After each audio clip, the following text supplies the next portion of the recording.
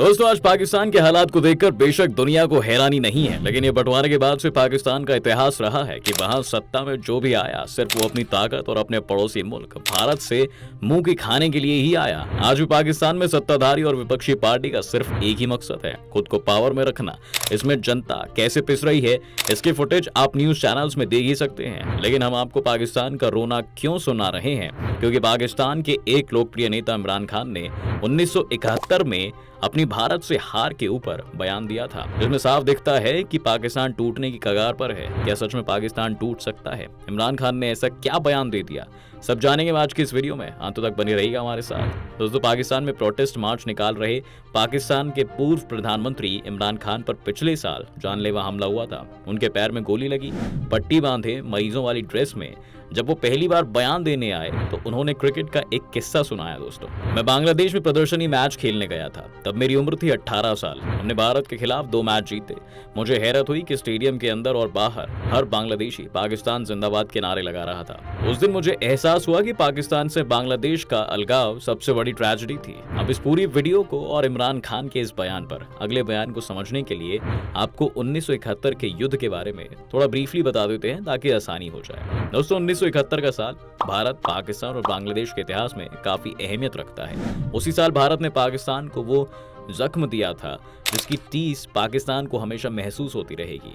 बांग्लादेश की बात करें तो ये वही साल था जब दुनिया के नक्शे पर बांग्लादेश एक आजाद देश के तौर पर उभरा। 1971 के उस इतिहास को बदलने वाले युद्ध की शुरुआत 3 दिसंबर 1971 को हुई थी। पूर्वी पाकिस्तान, जो कि आज का बांग्लादेश है, वहां की आजादी के लिए लड़ने वाले नेता शेख मुजीबुर रहमान उसकी ऑटोनॉमी के लिए शुरू से कॉन्फ्लिक्ट कर रहे थे।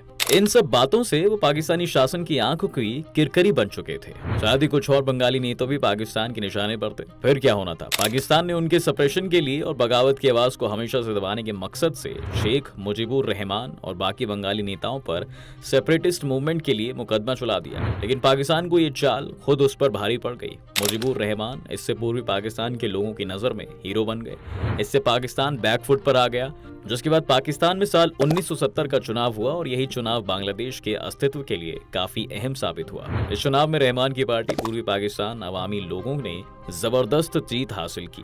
रहमान के पास सरकार बनाने के लिए जबरदस्त बहुमत था, लेकिन पाकिस्तान को कंट्रोल कर रहे पश्चिमी पाकिस्तान यानी आज के जो लीडरों और मिलिट्री रूल को ये गवारा नहीं हुआ कि रहमान पाकिस्तान पर शासन करे, और उन्होंने बहुमत के बावजूद भी रहमान को सत्ता में नहीं आने दिया। इस धोखे से पूर्वी पाकिस्तान में बगावत की आग तेज हो गई। पाकिस्तान के पावर एस्टैब्लिशमेंट ने पूर्वी पाकिस्तान में विद्रोह को कुचलने के लिए सेना को बुला लिया और तब शुरू हुआ पूर्वी पाकिस्तान में आजादी का आंदोलन। शुरू में पाकिस्तानी सेना की 4 इन्फेंट्री ब्रिगेड अभियान में शामिल थी, लेकिन बाद में उनकी संख्या बढ़ती चली गई और इन्होंने वहां के लोगों पर अत्याचार करने शुरू कर दिए। भारत में शरणार्थी संकट बढ़ने लगा।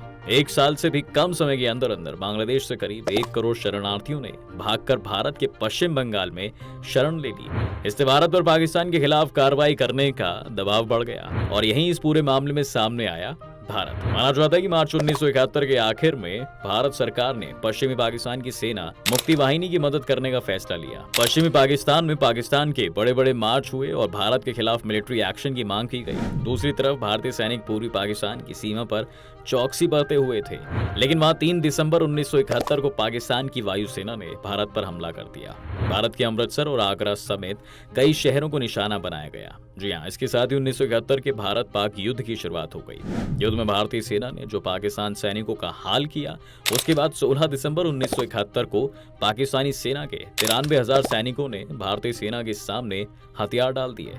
अब ये जख्म आज भी पाकिस्तान के लिए हरा है और इसी का हवाला दे रहे हैं इमरान। जी हाँ, तो गोली लगने के बाद दिए गए बयान के करीब 6 महीने बाद इमरान को फिर से अपने खेल के दिन याद आ गए। इस बार भी उन्होंने 1971 का एक किस्सा निकाला अपने सपोर्टर के लिए।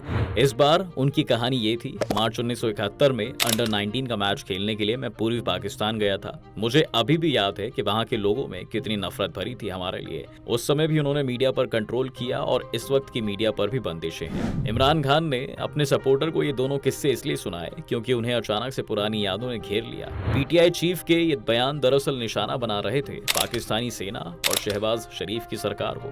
जी हाँ, और असल ट्रेजेडी ये है कि इमरान की तेज रफ्तार गेंदों को झेलने के लिए सेना और सरकार ने हेलमेट, पैड, ग्लव्स वगैरह भी नहीं पहन रखे। इमरान खान बार बार याद दिला रहे हैं कि 1971 की पाकिस्तान की सबसे बड़ी नाकामी की। वो बार बार पाकिस्तान के आज के हालात की तुलना कर रहे हैं 5 दशक पहले की स्थितियों से। कई मौकों पर तो वो ये भी कह चुके हैं कि पूर्वी पाकिस्तान के साथ गलत हुआ था। शेख मुजीबुर रहमान ने बहुमत हासिल किया था लेकिन उन्हें सत्ता नहीं सौंपी गई। अब फिर वही किया जा रहा है। अब यहाँ आपको बताते चलें कि इस कंपैरिजन के पीछे इमरान का अपना मकसद है। पहला मकसद, सेना को जनता के सामने कमजोर जाहिर करना। साल 1971 सबसे बड़ी दुखती रग है पाकिस्तानी सेना के लिए, जिसने पूरे मुल्क पर हारी हुई कौम का तमगा लगा दिया था। इमरान को सत्ता में लाने वाले पूर्व पाकिस्तानी सेना प्रमुख जनरल कमर जावेद बाजवा ने तो 71 से पूरा पल्ला ही झाड़ लिया था। उनका कहना था कि वो शिकस्त राजनीतिक असफलता थी, सैन्य नहीं। लेकिन इमरान कहना चाह रहे हैं कि सेना की उस असफलता में एस्टेब्लिशमेंट भी बराबर की साझेदारी थी। सन 71 को याद करने का मतलब है दोस्तों कि भारतीय सेना से हुई पाकिस्तान सेना की हार को याद करना, उस सरेंडर को याद करना जो आधुनिक इतिहास की सबसे बड़ी हार है। इमरान का मैसेज सेना के लिए ये है कि आप में अगर बहुत दम है तो उसे देश के अंदर मेरे पॉलिटिकल सपोर्टर्स पर मत आजमाइए। एक बार पहले भी आप लोगों ने ऐसा किया था और तब देश टूट गया था, फिर से वही हालात बन रहे हैं। इमरान के बयानों को देखने के बाद जो दूसरा मैसेज निकल रहा है वो सीधे सीधे है सरकार के लिए। पीटीआई को सत्ता भले ही संसद में गंवानी पड़ी लेकिन उसका खेल रचा गया बाहर। रावलपिंडी में देखा जाए तो सेना ने एक तरह से बराबर हिसाब किया है। उसने ही इमरान को इस काबिल बनाया था कि वो पीएम पद तक पहुंच सके, और जब उन्होंने अपने आकाओं से अलग जाने की कोशिश की तो उन्होंने ही उन्हें वापस विपक्ष में पहुंचा दिया। पाकिस्तान में यही तो होता रहा है। बल्कि इमरान को शुक्र मनाना चाहिए था कि वो पहले पीएम बने अपने देश के, जिसे सेना ने सीधे तौर पर नहीं हटाया, जो हटा संसद में बहुमत साबित नहीं कर पाने पर। लेकिन इमरान जानते बूझते हुए ये सारे फैक्ट नजरअंदाज कर रहे हैं। वो मानते हैं कि इस समय देश में उनसे बड़ा कोई नेता नहीं है और चुनाव होने चाहिए ताकि वो बहुमत साबित कर फिर से इस बात को साबित कर सकें। इमरान बार बार 1971 का नाम लेकर सरकार को याद दिला रहे हैं शेख मुजीबुर रहमान की। जब पाकिस्तान पूर्वी और पश्चिमी हिस्से में बटा था तब साफ तौर पर बटी थी उसकी सियासत भी। पूर्वी हिस्से यानी आज के बांग्लादेश के इकलौते स्वीकार्य नेता थे शेख मुजीबुर रहमान। इमरान लोगों को एहसास कराना चाहते हैं कि उनके साथ भी मुजीबुर रहमान जैसा अन्याय हो रहा है। हकीकत में वह मुजीबुर रहमान को याद नहीं कर रहे हैं और ना ही उनकी कोई हमदर्दी है उनसे। वह तो एक तरह से ब्लैकमेल करने के लिए ये नाम इस्तेमाल कर रहे हैं। लेकिन क्या इमरान की इस कंपैरिजन में थोड़ी भी सच्चाई है और क्या पाकिस्तान फिर टूट के कगार पर पहुंच सकता है? दोनों वक्त की तुलना करें तो दोस्तों आज पाकिस्तान ज्यादा गहरे संकट में दिखता है। इस समय पॉलिटिकल और इकोनॉमिक दोनों तरह की परेशानियां हैं मुल्क के सामने।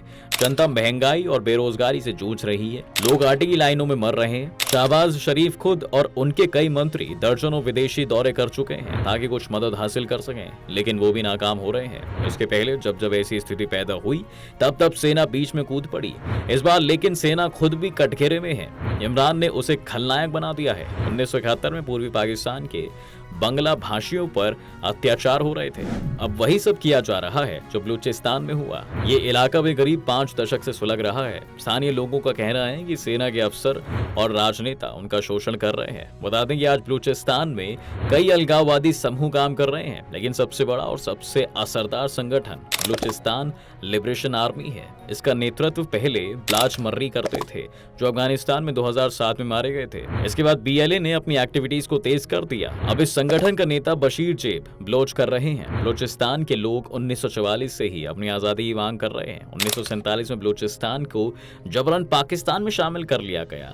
तभी से बलूच लोगों का पाकिस्तान की सरकार और वहां की सेना से संघर्ष चल रहा है। जी हाँ, पाकिस्तान की सरकार और वहां की आर्मी इस विरोध को बेदर्दी से कुचलती रही। इसी के प्रतिरोध में 70 के दशक में बलूचिस्तान लिबरेशन आर्मी का गठन हुआ। जुल्फिकार अली भुट्टो की सरकार के खिलाफ बलूच लोगों ने सशस्त्र विद्रोह कर दिया।